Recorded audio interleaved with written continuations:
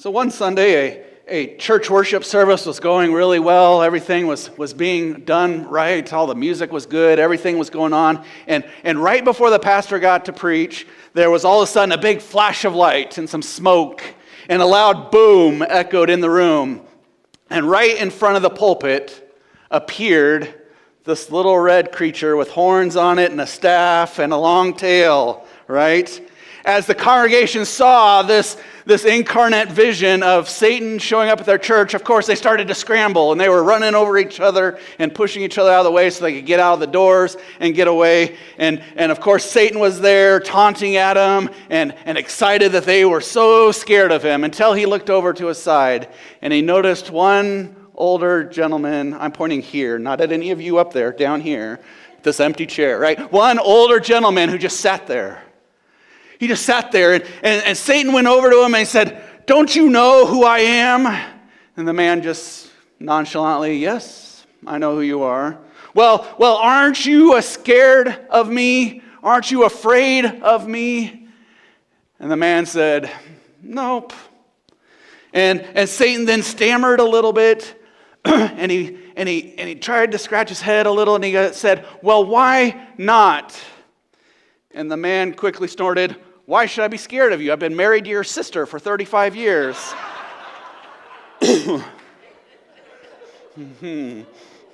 So we tell jokes like that, and we think about how in TV and other stories and stuff, we think about how we've limited Satan. We've created him to be this little red figure who sits on our shoulder, who tries to tell us in one ear bad things to do and tries to influence us. And then we have a little angel, guardian angel guy on the other side, right? And we try to limit Satan to be just this little figure, and we can just easily just kind of flick him off, right? What we do, though, is that we diminish the power that Satan really has in our world. We diminish the fact that Satan and his demons have a lot of power and have a lot of control and a lot of influence. And when we make them into being these little cartoon characters, or we tell jokes like that, right? We limit and we don't acknowledge the fact that he really is a lot more powerful than we give him credit for.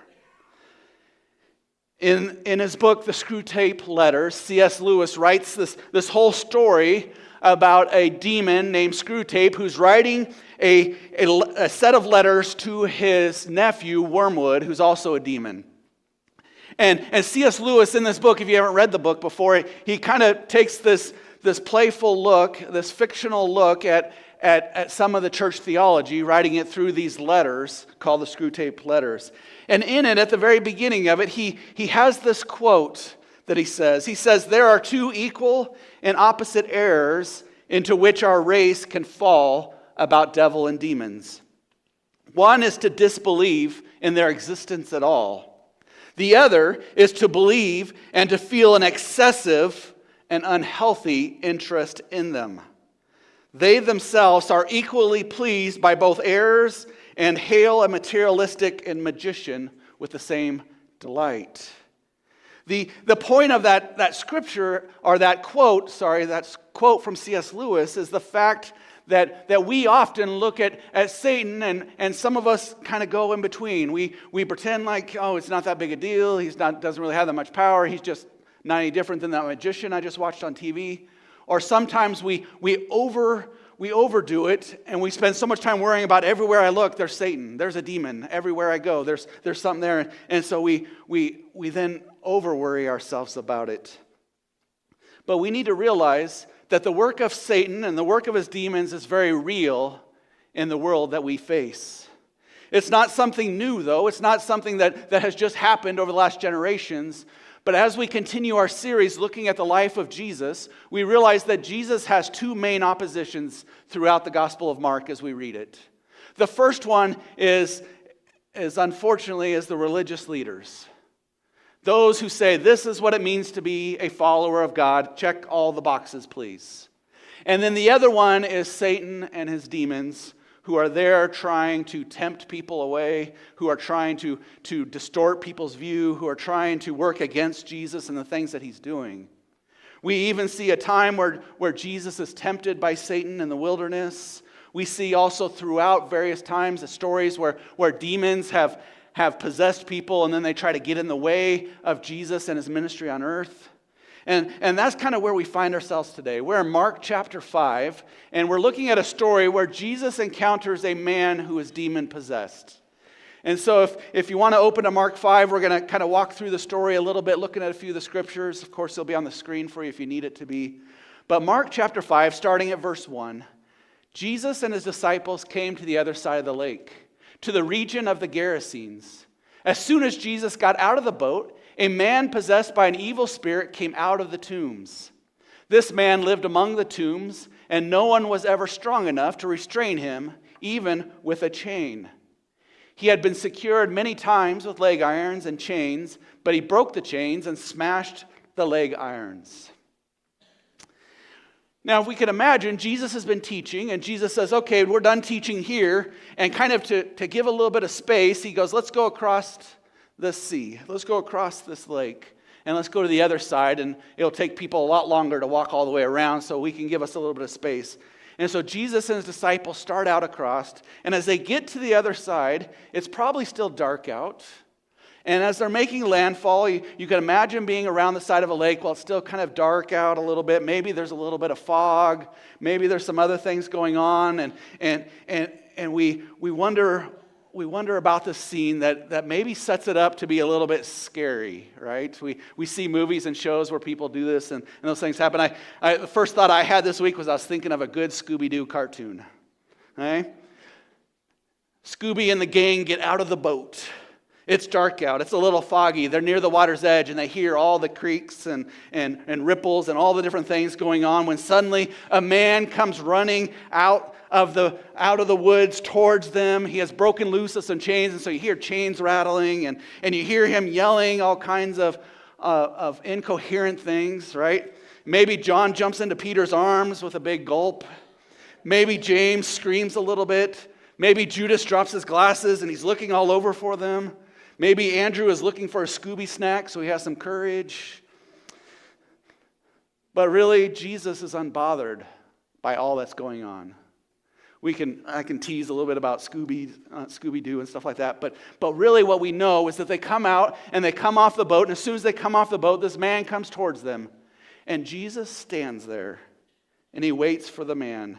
He isn't bothered by the sight of the man. He isn't bothered by what he hears. He doesn't let any of that get to him. He just sees this desperate man coming to him, and as he comes to him, he sees him for who he is. And this morning, I want us, as we look through this story, I want us to be thinking about the fact that Jesus sees us for who we are. Jesus sees us where we're at. He sees what we're going through. He sees what we have, our circumstances and our things around us. He sees all that, and yet he still calls for us, and he still offers himself to us. And that's what he does for this man. Despite all the signs that this man had something really wrong with him, Jesus sees him. He sees past his current circumstances. He sees past the shackles. He sees past this man's nakedness. He sees past the rough exterior. Jesus sees this man coming who is in need of help. A man who is desperate. A man who has tried many other things and none of that has worked before. A man who now comes to Jesus to seek some help and some guidance. And as we look at this story, there's two words to look at today. And the first one is I want to look at the destruction of this man. I want to look at the destruction that is here. We like to downplay the work of Satan. We like to downplay the work of evil and its influence in the world around us. Again, we act like it's a little character that we can just flick off at any time. We act like Satan isn't real or that he doesn't have much power or authority around us. And so we downplay what that looks like. Maybe for you, it started like this man may have started. Maybe it started with that first drink of alcohol. Maybe it started with that first puff of whatever drug was popular. Maybe it was an abusive father. Maybe it was a bully in school. Maybe it was a lost job. Maybe it was problem after problem after problem. Whatever that trauma is, whatever that trauma was, this man has decided that it wasn't worth following God, and it was worth following the influence of the world around him. And when we say the world around him, we're talking about the influence of Satan and the influence of evil. Because if we're not following the influence of God, we're following the influence of evil. And so this man had all these things start happening to him, all these traumas start happening to him, and so he starts looking in all these other places. And there's no social program that has helped him. There's no self-help program that has been there for him. He hasn't been able to go to a community group and have a time of discussion and get some help through it. No counseling has been there for him. And so what happens is the people don't know what to do with him, and so they drag him off. They drag him off to the worst place that they could take him, that he could be isolated and alone and away from everybody. Instead of trying to help him with his problems so much, they've decided just to get rid of him. And so they take him to the tombs. They take him to the cemetery. And they try to chain him down. But he has been filled with the influence of Satan. He's been filled with the influence of Satan's demons around him. And so he's filled with all this evil in him now, and he doesn't know where to go. He doesn't know what else to do. And so he probably sits in that same place that many of us sit sometimes. When bad things start happening and bad things and bad things and bad things, we start asking questions. Why is God doing this? Why isn't God giving me what I need right now? Why is God allowing this? We place it all on God. Why is God, when we've taken the turn and we've decided to follow the ways that are not of God, then all of a sudden it's God's fault that we're where we're at. All of a sudden it's God's fault that we are in the problem that we are. And that doesn't mean that every problem is that way, but so many times we look to find strength and power and solutions and other things besides God. And then when it doesn't work out, we blame God for it not working out. And we need to remember that Satan likes to weave his webs of lies around us. That Satan likes to make us feel things like self-importance, like greed. He likes to cause harm to us and have harm happen around us. He ultimately likes to lead us down the road to destruction, because that's where the road ends for him, and he wants to bring as many of us with him on that destruction. This man fell for those lies. This man fell for that influence. He fell for that destruction. He dismissed the power that Satan could have over him, and now he finds himself lost and all alone and not sure what else to do. In the Bible, we see different words used for Satan. In the Bible, we have the Hebrew word, which means destruction. And in the Greek word, in the New Testament, we see a word that means destroyer. And that is who he is. That is what he does. He is a destruction and destroyer of all things. The worst part is that we underestimate how much destruction he has the ability to do, how much he can destroy things around us. When we allow him and give him the opportunity to start working in our life, then all of a sudden we see that life is in shambles and life is a wreck, because we've given in to those vices, we've given in to those addictions, we've given in to that self-importance, that we have allowed him to start working around us instead of God. And so this man has done that. He's found himself in the grips of everything. He's been surrounded by all this influence, by Satan and his demons now, and he's in the graveyard when he hears about Jesus coming. He hears about Jesus coming and decides to go find out what's going on. Remember that Satan has allowed this man to be possessed. He has cut him off from his family and friends. He is crying nonstop. He is cutting himself. He is doing so many more things that he never thought he would do to himself. And he needs a way out of that destruction. And we run into that problem sometimes. We don't recognize our need for Jesus sometimes. We don't fully understand who Jesus is for us. When we aren't sure what to do with the mess in our lives, when we're not sure what's next, when we're not sure where to go, the great thing that we can know from this story at this very beginning part is that Jesus sees us. He saw this man who was demon-possessed, who was in the graveyard, who was running to him. Jesus saw him coming. And no matter what you have going on in your life, Jesus sees you, and he's waiting for you to admit that you need to come before him. He's waiting for you to admit that you need to come and receive his grace and his forgiveness and his help in whatever you're going through. This man is hopeless and helpless. This man is isolated and empty. This man is trapped and he's being tormented. Notice how the demons inside of him respond as he runs up to Jesus, and Jesus is out of the boat. Jesus sees him, and the demons say this in verses 6 and 7 today. When he saw Jesus from far away, he ran and he knelt before him, shouting, "What have you to do with me, Jesus, Son of the Most High God?" Like many of us, even ourselves at times, right? The demons cry out. The demons cry out against God. They cry out against Jesus. They cry out against the church. They cry out against Christian values. We see the world around us crying out and saying, "Why are you interfering with my life? Why are you trying to tell me what to do? Why are you making my life harder by telling me to follow God? Why can't I just do what feels good to me? Why can't I just live my own truth and not be judged?" That is what the demons are basically saying to Jesus here. They're coming before Jesus. They're acknowledging his power and acknowledging who he is. And they're saying, "What do you want with us? What are you going to do with us?" And they acknowledge that he is Jesus, Son of the Most High God. The words of the demons shriek out to Jesus. These words of the world shriek out against God, and we hear them. Like this man, they come from a place of desperation. They come from hurt.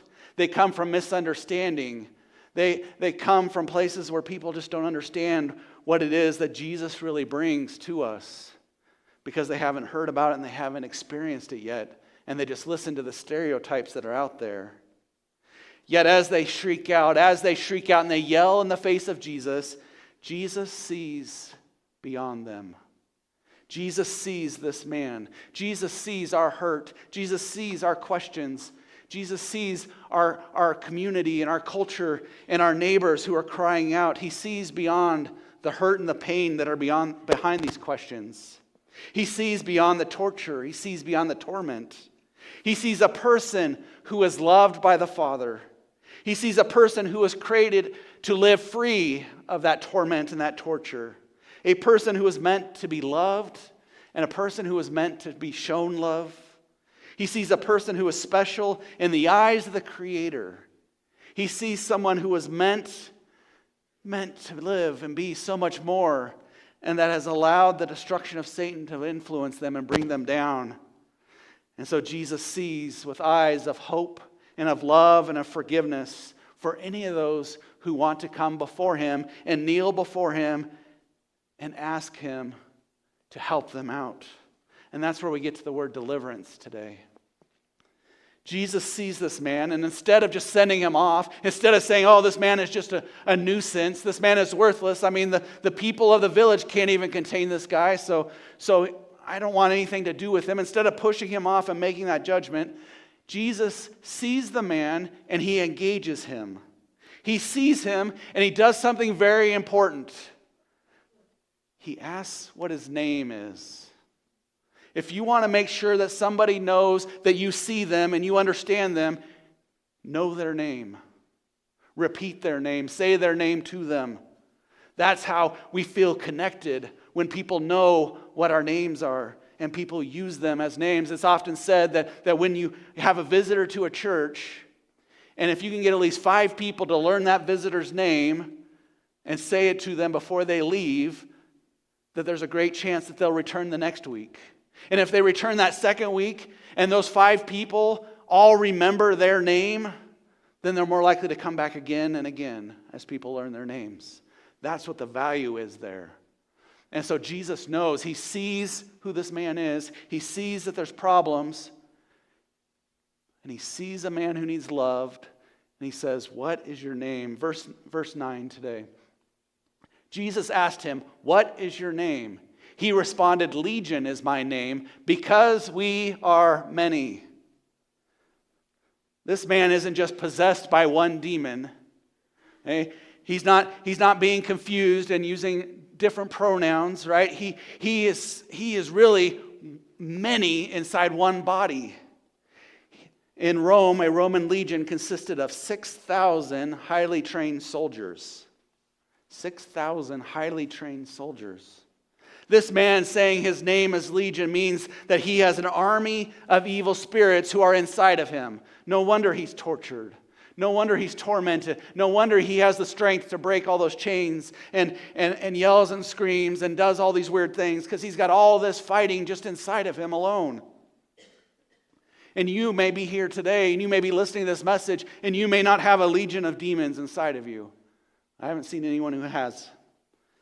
But you have an idea what this man may feel like. You may have an idea that life is just snowballing its way around you. That things are just getting out of control. It started with something small, and then something small added, then something small added, and it got bigger and bigger and bigger until finally it's this huge, out of control snowball. And it keeps rolling after thing, and life may just feel out of control for you, whatever that may look like. You feel the desperation.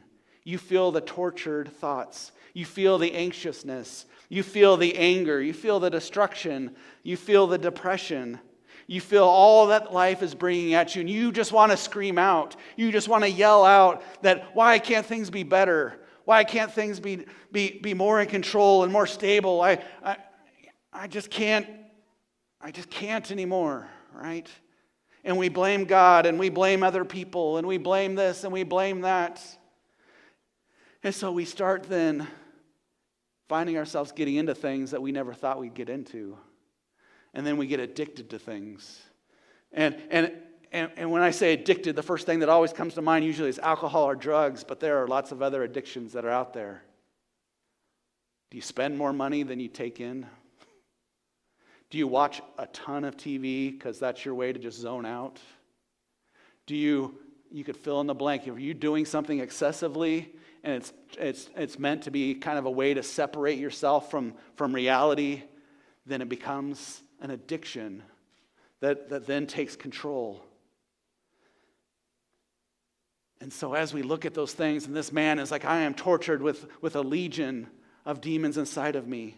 The good news this morning is that Jesus sees you where you're at. Jesus saw this man, he called him by name, and he healed him of these demons. He healed him of the problems that he was having. And Jesus sees you where you're at, and he knows what you're going through. He's there by your side, available to you. All you have to do is call on his name and start following him and watch as he provides a peace in your life that helps you start to see things more clearly, that helps you start to have the strength that you didn't think that you could have, as he helps you start to mend relationships or break off things that aren't needed anymore, as he starts to give you the confidence to live the life that he has called you to live. And it all begins with answering the question. When Jesus sees you and he says, what is your name? Then you are to honestly come before him and answer him. Be open to him and what he has for you and what he guides with you, what he guides you to. And he brings all that to you. And as he responds, then he hears the name Legion and he talks to the man. In verse 10 it says, they pleaded with Jesus not to send them out of that region. Okay? The Common English Bible is very nice here. These are nice words, right? It's very nice to say they pleaded to not go out of the region. And maybe Mark is being a little nicer too. But when we look at the same account of the story in the book of Luke chapter 8, it says they pleaded with him not to order them to go back into the abyss. The abyss is described in the book of Revelation. The abyss is the deepest and darkest pits of Hades. Jude describes it as a prison of darkness where demons await the day of judgment. The demons know they are outmatched against Jesus. They know that he is more powerful, that he has the strength to conquer them. He has the power to tell them to do whatever, and they must obey him. And what do? They cower before him. They have ruined this guy's life. They have created destruction all around him. And now these mighty legion of demons are now cowering before Jesus, pleading with him, begging with him, please don't send us into the abyss. Don't send us into that. Have some compassion on us, Jesus, and just send us somewhere else. And this is where the story gets really fun, right? Some of you who know the story. Verses 11 to 13. A large herd of pigs was feeding on the hillside. "Send us into the pigs," they begged. "Let us go into the pigs." Jesus gave them permission, so the unclean spirits left the man and went into the pigs. Then the herd of about 2,000 pigs rushed down the cliff into the lake and drowned. Kind of weird. All right, Jesus, tell us to get out of this man. Tell us to go into those pigs. Because it's better to go into pigs and then go drown and then be free to roam around than it is to be sent into punishment. And we don't know why didn't Jesus just send them into punishment? Why didn't he just get rid of them? You're done. You're out of here. We don't know those things. What we do know is that Jesus demonstrates his supreme power, his supreme authority and ability over the things of this world, over Satan and the demons, and he shows that he has all the power and that these demons are no match for him. And so he gives them permission to go into the pigs. They can't do it without his permission. And don't get confused by this. When we read stories like this, don't get confused. It's not like Satan and Jesus are on the same scale and that they are equal and just opposite, good and bad, right? We see in some of the old cartoons, again, back to the little devil on one side and the little angel on one side, and they have equal influence over the person. Let's not get confused. Jesus has ultimate authority and power over Satan and his demons. When he speaks out to them, they must obey. They must do what he says. And so he, through their destruction, he brings deliverance to all those who seek it. And it doesn't matter what you are wrestling with today. Jesus sees you where you are, and he wants to set you free like he did this man. Maybe you are wrestling with demons of abandonment, maybe abuse or addiction. Maybe you are nose to nose with debt. Maybe on the verge of divorce, broken relationships, drunkenness, depression, anxiety, all those things. Maybe you have bills that you can't pay. Maybe you have grades that you just can't make and keep up. Maybe you have people you can't please. Maybe there's that bottle of whiskey that you can't resist. Maybe there's that pornography that you can't refuse. Maybe it's a career that you feel stuck and trapped in.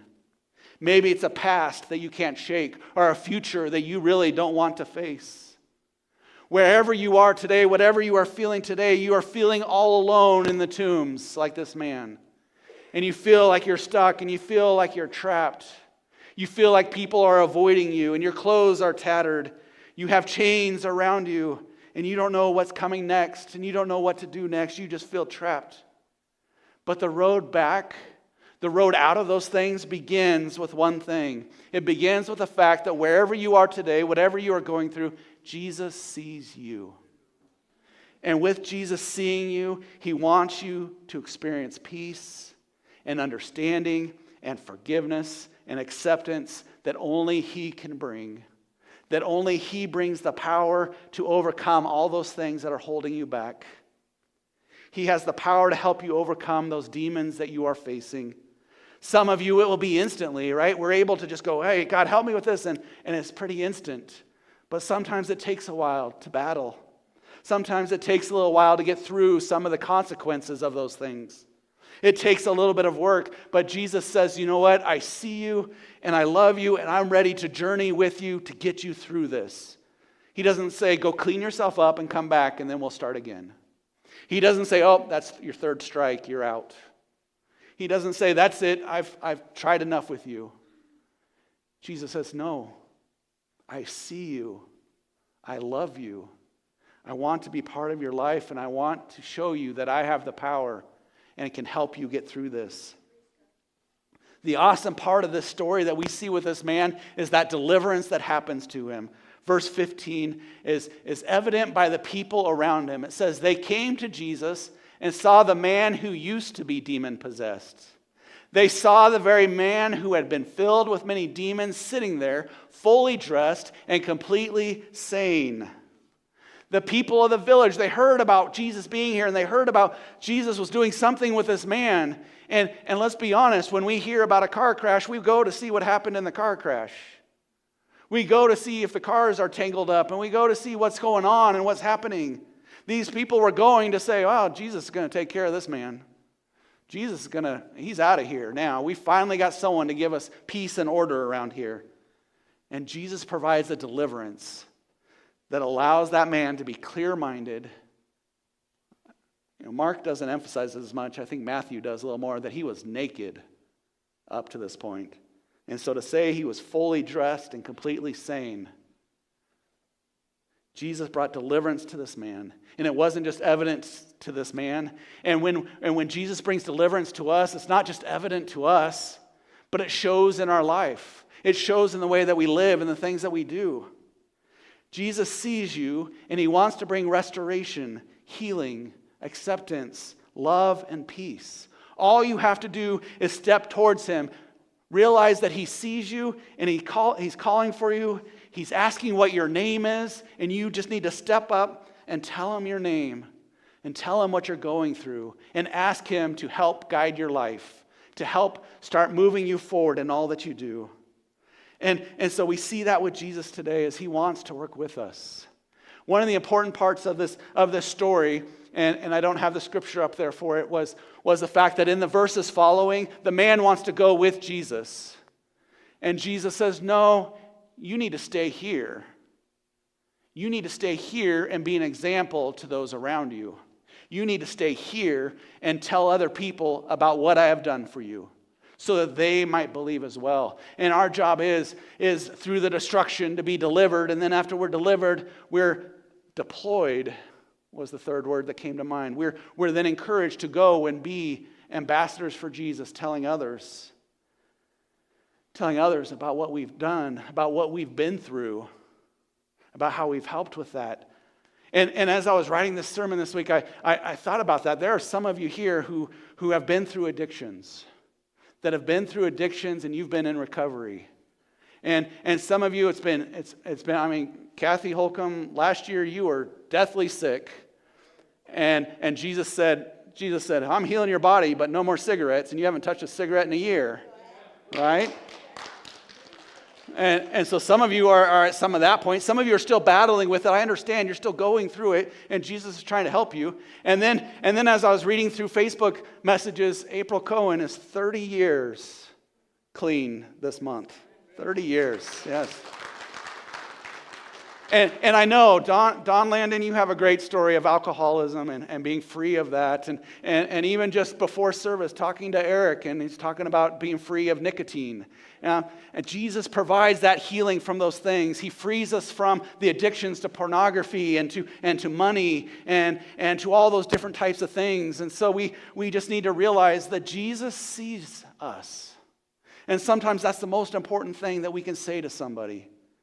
That I see you, I know what you're going through, and it's breaking my heart. How can I help? Jesus says, "I see you, I love you, and I want to help you. All you have to do is tell me your name and name what is bothering you, and let's start working on it together and be open to that." And so as we sing our reflection song for today, as you're sitting there and you're thinking about the song, and this will be the last one for a little while that we sing this song. We've sung it the last couple weeks. Is that reminder of coming before Jesus and remembering that it's about Jesus and it's about following him. And it's not about what I receive, but it's about the fact that he can help me and he can guide me. And so maybe this morning someone is feeling like you just need to tell Jesus your name. That you just feel Jesus sees me where I'm at, and I just need to come and tell Jesus my name. And one of the ways that we do that in the church is we just come forward and we kneel at these altars up here. And all we do is it just gives me a moment of private time where I can just sit and kneel before God and say, "Jesus, my name is Joe, and I struggle with pride.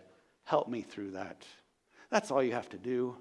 And that's what starts that journey. You can say whatever words you want to do, whatever you want it to. Maybe coming forward is not your thing, and you're just going to sit there and you're going to pray that at your seat, and that's fine too.